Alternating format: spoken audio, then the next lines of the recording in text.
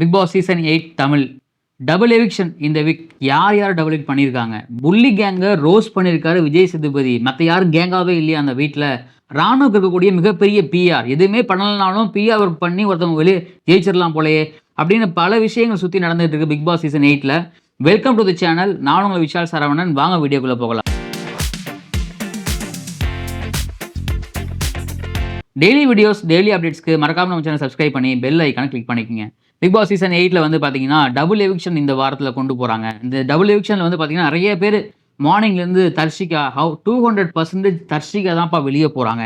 அவங்க தான் வெளியே போகிறதுக்கு நிறைய வாய்ப்புகள் இருக்குது. ஸோ இந்த லவ் கண்டென்ட்டுக்கு வந்து ஒரு பிரேக்கப் கொடுங்க அப்படிங்கிற மாதிரி. ஏன்னா விஜய் விஷால் தர்ஷிகாவோட லவ் கண்டென்ட் பிரேக்கப் கொடுங்க, ஒரு மாதிரி இரிட்டேட்டிங்காக இருக்குது, நிறைய ஃபேவரட்டிசம் பண்ணுறாங்க அப்படிங்கிற மாதிரி நம்ம எல்லாம் உட்காந்து பேசிகிட்டு இருக்கும்போது எதிர்பாராததை எதிர்பாருங்கள் அப்படின்னு நம்ம வந்து பிக் பாஸ் சீசன் 7ல் வந்து கமல் சார் சொல்லுவாங்க இல்லைங்களா. ஸோ அதே மாதிரி எதிர்பாருங்கள் அப்படிங்கிற மாதிரி சாச்சனாவும் ஆர்ஜே ஆனந்தியும் எவிக்ட் பண்ணப்பட்டிருக்காங்க அப்படிங்கிறது 100% அஃபிஷியல் நியூஸ் இது. ஸோ ஆர்ஜே ஆனந்தி சாச்சனா 2 பேரும் டிசர்வ் டு எவிக்டடா இல்லை வந்து ஜஸ்டிஸ் ஃபார் இவங்க 2 பேருக்கும் அப்படின்னு பேசணும் அப்படின்னா 2 பேருமே இந்த எவிக்ட் ஆனதுக்கு டிசர்வ் தான். ஏன்னா ஒரு சில பேர் சொல்லிட்டு இருக்காங்க ஜஸ்டிஸ் ஃபார் ஆர்ஜே ஆனந்தி அப்படின்னு. ஒருத்தவங்க ஸ்மார்ட்டாக ஒரு பொண்ணு உள்ளே இருந்தால் போர் அடிக்குதா உங்களுக்கு? ஒரு பொண்ணு டேலண்டாக உள்ளே இருந்தால் உங்களுக்கு போர் அடிக்குதா? ஒரு பொண்ணை நாட்டாமல் பண்ணால் உங்களுக்கு எல்லாம் பிடிக்காதா? அப்போ இங்கே ஏதோ ஃபேவரட்டிசம் நடக்குது, அப்போ வந்து ஆணாதிக்கம் பண்ணுறாங்க அப்படிங்கிற மாதிரி ஒரு போர்வை கொண்டு போகிறீங்க. ஆர்ஜே ஆனந்தி இவ்வளோ நாளாக 60 நாளுக்கு மேலே அந்த வீட்டில் இருந்திருக்காங்க. அந்த 60 நாளாக அவங்க என்ன பண்ணாங்க? 60 நாளாக அவங்க வந்து தனித்தனியாக போய் ஒவ்வொரு போட்டியாக கூட தனித்தனியாக உட்காந்து மற்றவங்க மேலே இருக்கிற வன்மத்தை, மற்றவங்க மேலே இருக்கிற கோவத்தை அவங்க மூலியமாக மற்றவங்க கடத்துனாங்க, மேனுப்புலேட் பண்ணாங்க, மண்டையே கழுவுனாங்க அப்படிங்கிறது தான் நிதர்சனமான உண்மை. அதை தாண்டி அவங்க நிறைய புத்தகங்களை படிச்சிருக்காங்க, நிறைய பரிந்துரைகளை பண்ணியிருக்காங்க. அதை தாண்டி எதையாவது ஒரு புத்தகத்தோடைய ஏதாவது ஒரு கருத்துக்களையோ இல்லை எதையாவது ஒரு சிந்தனைகளையோ எதையாவது பற்றி பேசியிருக்காங்களான்னு கேட்டால் அது கண்டிப்பாக கிடையாது. அவங்களுடைய எண்ணம் ஃபுல்லாக அந்த இடத்துல நம்ம எப்படி சேவ் ஆக முடியும். நல்லா யோசிச்சு பாருங்கள். பெஸ்ட் பர்ஃபார்மர், ஒர்ஸ்ட் பர்ஃபார்மர் அப்படிங்கிற டாஸ்க் வைக்கும் பொழுது ஆர்ஜே ஆனந்தி எத்தனை பேர் சொல்லியிருப்பாங்க கேப்டன் பதவிக்காக ஃபர்ஸ்ட் வீக் செகண்ட் வீக் சொன்னாங்க நினைக்கிறேன் நான். அதுக்கப்புறம் அந்த பெஸ்ட் பர்ஃபார்மர்லையும் வரதில்லை, ஒர்ஸ்ட் பர்ஃபார்மரையும் வரதில்லை. அப்போது நம்மளை யாரும் நாமினேட் பண்ணக்கூடாது, நம்மளை யாரும் இந்த பெஸ்ட் ஒர்ஸ்ட்டில் போட்டக்கூடாது அப்படிங்கும்போது நம்ம எல்லாருக்கிட்டையும் நல்லவனாக இருக்கணும் அப்படிங்கிறதுக்காக மற்றவங்களுடைய நல்லதுக்காக மற்றவங்களுடைய கெட்டதை போய் அவங்கள்ட்ட சொல்லி அவங்களும் நல்ல பேர் வாங்குறது தான் ஆர்ஜே ஆனந்தி பண்ணிக்கிட்டு இருந்தாங்க. இவ்வளோ நாள் அவங்க இருந்தே பெரிய விஷயம். நல்ல வேலை எவிக்ட் ஆகிட்டாங்க, ரொம்ப சந்தோஷமான விஷயம் கூட. டிசர்வ் ஃபார் எவிக்டட் தான், அதில் வந்து எந்த தப்பும் கிடையாது. சாச்சனா வந்து இவ்வளோ நாளாக உள்ளே இருந்ததுக்கு காரணம் நம்ம விஜேஸ் தான் சொல்லிக்கிட்டு இருந்தோம். ஏன்னா வந்து டேட் லிட்டில் பிரின்சஸ் சாச்சனா அவர்கள் உள்ளே இருந்திருக்காங்க. அவங்க வந்து தப்பே பண்ணாலும் அவங்கள சாஃப்டாக ஹேண்டில் பண்ணுறது, ஐயோ சாரிமா கோச்சிக்காதமா உனக்கு 5 ஸ்டார் அனுப்புறமா அப்படின்னு சொல்கிற விஷயங்களாக இருக்கட்டும். சாச்சனா மற்றவங்க எல்லாத்தையும் ரோஸ் பண்ணுவார். சௌந்தர்யாவை லெஃப்ட் ஹேண்டில் டீல் பண்ணி ரோஸ் பண்ணுவார் விஜேஸ். ஆனால் சாச்சனா வந்து அப்படி டீல் பண்ணவே மாட்டார். அப்படியே அன்பா பாசமாக அப்படியே பொழிவார், பாச மழையை பொழிவார். பார்க்கும்போது நமக்கே குளிர் காய்ச்சல் அடிச்சோம்னா அந்த அளவுக்கு மழை பொழிவு ரொம்ப அதிகமாக இருக்கும் விஜய் சேதுபதி சாச்சனாட்ட பேசும்பொழுது. அப்படி இருக்கும் பொழுது இந்த வாரம் நிறைய பேர் நான் நினைச்சது சாச்சனாவுக்காக ஆர்ஜே ஆனந்தியோ தர்ஷிக்காகவோ பலியாடாக போகிறாங்க அப்படின்னு நினைக்கும் பொழுது ஒரு ஹாப்பி நியூஸாக என்ன இருக்குன்னா சாச்சனா. ஏன்னா இந்த ஏஜில் இவ்வளோ வன்மமா, இவ்வளோ பொய்யா, இவ்வளோ லையரா, ஒரு மாதிரி இப்படிலாம் இருக்க முடியுமா அப்படிங்கிறதுக்கு மிகப்பெரிய ஒரு எடுத்துக்காட்டு சாச்சனா அவர்கள்.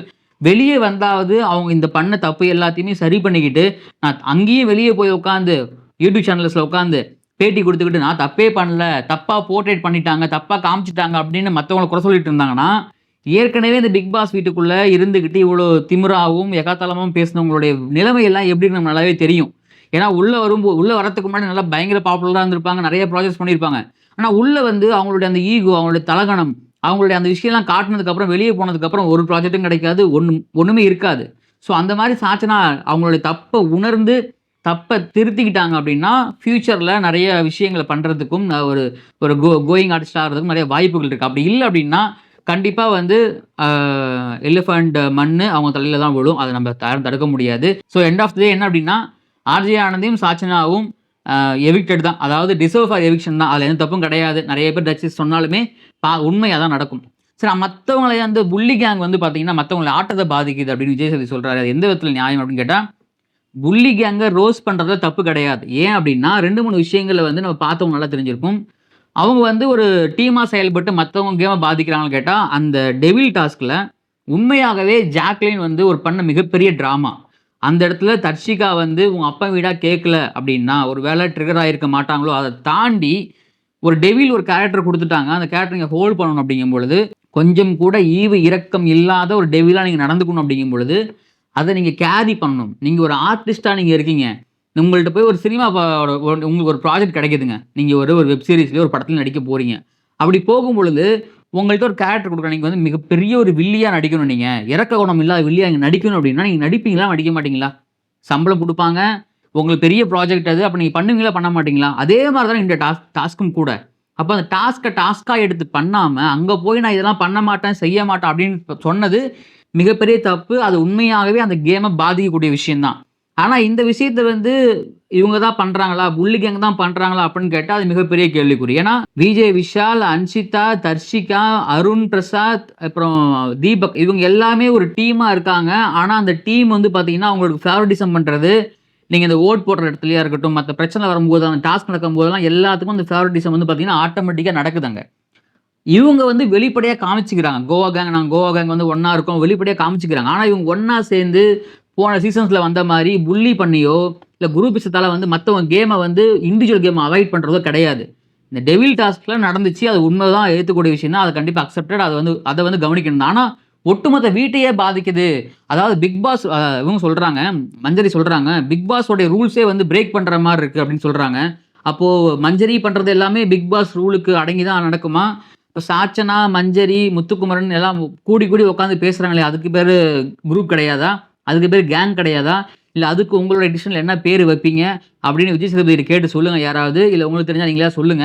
ஏன்னா இந்த மாரி வந்து ஒவ்வொரு கேங்கும் இருக்கு. இவங்க வெளிப்படையா உட்காந்து ஜாலியா என்டர்டெயின்மென்ட் பண்றாங்க, பேசுறாங்க, போறாங்க, வராங்க. அத தாண்டி பெர்சனலா இண்டிவிஜுவல் கேமரா பாதிக்குதுன்னு கேட்டா, அது கிடையவே கிடையாது. ஆனா இண்டிவிஜுவல் கேம் யாருக்கு பாதிக்குதுன்னா, இந்த பக்கம் ஜாக்லினுக்கும், சௌந்தர்யாவுக்கும் தான் அது பாதிப்பு ஏற்படும். ஏன்னா 2 பேருமே வந்து ஒரு மிகப்பெரிய ஒரு ஃபேன் பேஸ் உள்ள கண்டஸ்டன்ட்ஸ். நெறைய பேர் பிஆர்ஓன்னு சொல்லுவாங்க. பிஆர்ஓவும் இருக்கு. நெறைய ஃபேன் பேஸ் உள்ள ஒரு போட்டியாளர்களா இருக்காங்க. அப்படி இருக்கும்பொழுது 2 பேரும் ஒண்ணா சேரும்போது, மத்த போட்டியாளர்கள இவங்க வந்து வழிவிடுற மாரி இருக்கும். ஸோ 2 பேரும் பிரிஞ்சு விளையாண்டாங்கன்னா, கேம் இன்னும் மோர் இன்ட்ரஸ்டிங்கா இருக்கும். பார்க்குற நமக்கும் ரசிக்கிற மாரி இருக்கும். ராணுவ பத்தி நான் பேசியே ஆகணும். ஒரு எதுவுமே பண்ணாம, நம்ம வந்து எதையுமே பண்ணாம, நம்ம பேசுற விஷயங்கள்ல ஒரு ஒரு மீனிங்ஃபுல் இல்லாம, நம்ம பேசுற விஷயங்கள்ல வந்து ஒரு ஒரு மெச்சூரிட்டி இல்லாம, அதுல ஒரு அர்த்தம் இல்லாம, நம்ம வந்து இந்த கேம்ல இவ்வளோ நாள் சர்வே பண்ண முடியும். அதுவும் பிஆர்ஓ வச்சு சர்வே பண்ண முடியும்னா, அது ராணவ் அப்படிங்கிற ஒரு ஆளால முடியும். ஆள் வளர்ந்த அளவுக்கு அறிவு வளரல அப்படின்னாலும், நம்ம என்ன பேசுறோம், எதுக்கு பேசுறோம் அப்படிங்கிறது, அந்த ஒரு வெறுப்பு தான் வருது நிஜமா பார்க்கும் பொழுது. அப்படிலாம் இருக்கும் பொழுது பக்காவா ஒரு டீம் வெளிய செட் பண்ணி வச்சுட்டு வந்துட்டு, ஒரு மிகப்பெரிய கட்சி வரை பின்புலம் இருக்குன்னு வேற சொல்றாங்க. அப்படிலாம் இருக்கும்பொழுது நோட்டீஸ் அடிச்சு, அதாவது டிஜிட்டல் போஸ்டர் அடிச்சு ஒட்டுற அளவு எல்லாத்தையும் குடுத்து ஓட்டு வாங்குற அளவுக்கு மிகப்பெரிய ஒரு பல்க் கையா இருக்காங்க போல. ஆனா ராணுவ வந்து எந்த இடத்துலயும் ஒரு ஒரு ஒரு ஸ்ட்ராங்கா வந்து வெளியில பார்த்துட்டு என்ன வந்திருக்காருன்னா, சௌந்தர்யாவ டார்கெட் பண்ணாங்கன்னா, சௌந்தர்யாவுக்கு இருக்கிற ஃபேன்ஸு அவங்களுக்கு சப்போர்ட் பண்ண மாட்டாங்க. ஆனா சௌந்தர்யா ஹேட்டர்ஸ் நெறைய பேர் இருக்காங்க. ஸோ அவங்களுடைய சப்போர்ட் நமக்கு வரும் அப்படிங்கிறத தெளிவா உணர்ந்து உள்ள வந்து சௌந்தர்யாவ டைரக்ட்டா அட்டாக் பண்ணக்கூடிய ராணவோட சீப் கேம் வந்து பார்த்தீங்கன்னா, கொஞ்சம் கொஞ்சமா வெளிய வந்துகிட்டே இருக்கு. அது மட்டும் இல்லாமல், இவங்க என்ன பண்றாங்கன்னா, இந்த ராணுவம் என்ன பண்றாருன்னா, தேவையில்லாம வாண்டடா போய் ஒரு தலைய விடுவாங்க இல்லைங்களா? ஸோ வாண்டடா போய் தலைய விட்டு, அதுல அவங்க ஏதாவது பண்ணிட்டாங்கன்னா, பார்த்தீங்கன்னா, இவங்க இப்படிதான் பண்றாங்க அப்படிங்கிற மாரி ஒரு போர்ட்ரெய்ட் கிரியேட் பண்ணி, வெளிய இருக்கக்கூடிய பிஆர் கேங் என்னன்னே தெரியல. இப்ப ராணுவ பத்தி பேசினா வந்து கீழ வந்து கடிக்க ஆரம்பிச்சுடுறானுங்க என்னன்னே தெரியல. ஏன்னா அந்த அளவுக்கு வந்து பணம் கொட்டி குடுக்குறாய்ங்க, செழிக்கிறாய்ங்க. அப்படிங்கிற மாரி இருக்கு. ஸோ ராணுவம் வந்து எந்த அளவுக்கு அவருடைய பிஆர் அவர் காப்பாத்த போதுன்னு தெரியல. அப்படியே இந்த கேம்ல காப்பாத்துனாலும் வெளிய போய் 0 அப்படிங்கிற நிலைமை தான் வந்து நிக்க போகுது. அது நம்ம பார்த்த விஷயம் தான். நெறைய பேத்த பார்த்துருக்கோம். இது ஒண்ணும் புதுசு கிடையாது இல்லைங்களா? அப்படிங்கிற மாரி இந்த பிஆர் ஒர்க் வந்து இந்த சீசன்ல ரொம்ப எக்ஸ்ட்ரீம் லெவல்ல இருக்கோ அப்படின்னு தோணுது. எல்லாத்துக்குமே பிஆர் ஒர்க் இருக்கு. நேத்து முத்துக்குமரன் சொன்னாரு. சௌந்தர்யா பண்றதெல்லாம் வந்து பார்த்தீங்கன்னா, ஒட்டி, வெட்டி, கட்டி வெளிய வந்து நெறைய நெறைய பேர் இருக்காங்க அப்படின்னு சொன்னாரு.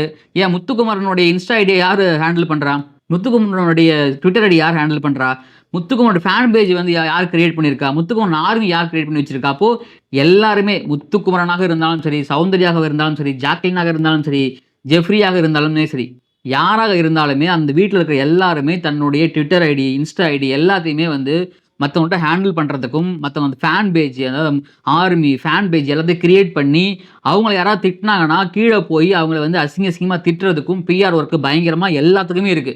அப்போ இந்த சீசன்ல என்ன பொறுத்தவரைக்கும் பெஸ்ட் பிளேயர் அப்படிங்கிறத தாண்டி, பெஸ்ட் பிஆர் ஒர்க் எந்த டீம் பண்ணுதோ, அந்த டீமோடைய கண்டஸ்டன்ட் தான் வின் பண்ணுவாங்க அப்படிங்கிற ரேஞ்சுக்கு நம்ம வந்துட்டோம் உள்ளார. ஏன்னா அப்படிதான் போயிட்டு இருக்கு இந்த கேமோடைய போக்கு. யாருடைய பிஆர் வந்து ரொம்ப கீழ்த்தரமா இறங்கி வேலை செய்கிறாங்களோ, ரொம்ப கீழ இறங்கி வேலை செய்கிறாங்களோ, அவங்களுக்கு வந்து டைட்டில் தூக்கி குடுத்துறலாம்ப்பா அப்படிங்கிற மாரி சீசன் ஆரம்பிச்சதுலேருந்தே போயிட்டு இருக்கு. இதுவும் அப்படிதான் போகும்னு நினைக்கிறேன் அடுத்த காலகட்டங்களும். அப்படிலாம் இருக்கும் பொழுது இந்த டிவியில பார்க்குற, சோசியல் மீடியாவுல இல்லாம இருக்கிற ஒரு 5 பேர் ஓட்டு போடுறாங்க இல்லைங்களா? ஸோ அவங்களுடைய ஓட்டு ஒரு மிகப்பெரிய ஒரு ரோல் ப்ளே பண்ணும். அத நம்ம கண்டிப்பா பொறுத்திருந்து தான் பார்க்க போறோம். ஒருவேளை இந்த பிக் பாஸ் வந்து இந்த பிஆர் ஒர்க்கால நடந்துச்சு, நகருது அப்படின்னா, கண்டிப்பா பின்வரும் காலங்கள்ல இது மிகப்பெரிய ஒரு கார்ப்பரேட் நிறுவனமா மாறி, மிகப்பெரிய ஒரு ஒரு பணம் புழங்குற விஷயமா மாறி, யாருனாலும் வந்து பணம் இருக்கிறவன் இந்த இடத்த வந்து வின் பண்ணிட்டு போயிடலாம். முக்கியமா அந்த இந்த டெக்னிக்கலா தெரிஞ்ச விஷயங்களாக இருக்கட்டும், சோசியல் மீடியாவுல அப்புறம் அந்த டிஜிட்டல் மீடியால இருக்கிற எல்லாருமே வந்து பார்த்தீங்கன்னா, ஓரளவுக்கு அந்த டீம் செட் பண்ணி உள்ள வச்சுட்டு வந்தா, அவங்க வந்து ஜெயிச்சுருவாங்க அப்படிங்கிற ஒரு அந்த போர்வைக்குள்ள வந்துரும்னு நினைக்கிறேன் நானு. அப்படிதான் எல்லாத்துக்குமே நடந்துகிட்டு இருக்கு. எல்லாத்துக்குமே, எல்லாத்துக்குமே பிஆர்ஓக்கு இருக்கு. அது யாரு, இவங்க, அவங்கலாம் கிடையாது. எல்லாத்துக்குமே இருக்கு. ஸோ அப்படிலாம் இருக்கும் பொழுது, விஜய் சேதுபதி என்ன சொல்லியிருந்தாருன்னா, புல்லி பண்றாங்க. அப்போ அங்க கேங்கே இல்லையான்னு கேட்டா, எல்லா இடத்துலயுமே கேங் இருக்கு. எல்லாருமே அவங்க புடிச்சவங்களுக்கு ஏத்த மாரி அந்த கேங்க செட் பண்ணி தெரிஞ்சோ, தெரியாமலோ விளையாண்டுட்டு இருக்காங்க. இன்னும் சௌந்தர்யா, ஜாக்லினா இன்னும் அவங்க நெறைய ரோஸ் பண்ணணும். ஏன்னா, சௌந்தர்யா அவுட் ஆஃப் கண்ட்ரோல் போயிட்டு இருக்காங்க. மஞ்சரிய மார்க் பண்ண விஷயங்கள்லாம் கண்டிப்பா அவங்க வந்து அதெல்லாம் அவாய்ட் பண்ணியிருந்திருக்கணும். பட் மஞ்சரியும் மார்க் பண்ணாங்க. அது வேற விஷயம். ஆனா, இந்த மாரி விஷயங்கள்லாம் அவாய்ட் பண்ணா தான் நம்ம ஒரு இடத்துக்கு போய் நம்மளுடைய அந்த அந்த செல்ஃப் கிரெடிபிலிட்டி காட்ட முடியும். அப்படி இல்லன்னா, அது வந்து பார்த்தீங்கன்னா, தப்பா போய் முடிஞ்சிருக்கும். ஸோ பொறுத்திருந்து பார்க்கலாம். இந்த 2 பேர் எவிக்ட் ஆனது நியாயமா? இல்லையா? அப்படின்னு உங்களுக்கு தோணுதா? இல்ல இவங்க 2 பேர் தவிர வேற யாரெல்லாம் போயிருக்கலாமா? அப்படின்னு உங்களுக்கு தோணுதோ, அதையும் கமெண்ட்ல பதிவு பண்ணுங்க. முக்கியமா தர்ஷிகா, விஜய், விஷாலோட லவ் கன்டென்ட் போர் அடிச்சாலுமே, பட் அத வந்து இவங்க ஏதோ ஒரு 1 ஹவர் எபிசோட்லலாம் போடுறாங்க. அப்போ ஏதோ ஒரு ஒரு விஷயத்த கிரியேட் பண்ணி போடுறாங்க. ஒரு மசாலா படம்னா ஆக்ஷன் இருக்கணும், டிராமா இருக்கணும், லவ் இருக்கணும், எமோஷன் இருக்கணும் அப்படிங்கிறதுக்காக ஒரு லவ் கன்டென்ட் உள்ள வச்சிருக்காங்களோ அப்படின்னு தோணுது. ஸோ இது எதை நோக்கி முடிய போகுதுன்னு தெரியல. ஸோ விஜய் சேதுபதி என்னென்ன பண்றாரு அப்படிங்கிறத நான் உங்களுக்கு நாளைக்கு அப்டேட் பண்றேன் நானு. ஸோ அதுக்கும் நீங்க வந்து மறக்காம நம்ம சேனல் சப்ஸ்கிரைப் பண்ணி பெல் ஐகான் கிளிக் பண்ணிக்கங்க. என்னெல்லாம் பண்ண போறாரு, என்னெல்லாம் பேச போறாரு, நம்ம என்னெல்லாம் பேச போறோம் அப்படிலாம் தெரியல வேற. ஸோ வீடியோ பத்தி கருத்துக்கள் கமெண்ட்ல பதிவு பண்ணுங்க. வீடியோ பிடிச்சிருந்தா உங்க ஃப்ரெண்ட்ஸ்க்கு ஷேர் பண்ணுங்க, லைக் பண்ணுங்க. நான் உங்க விஷால் சரவணன். நன்றி, வணக்கம்.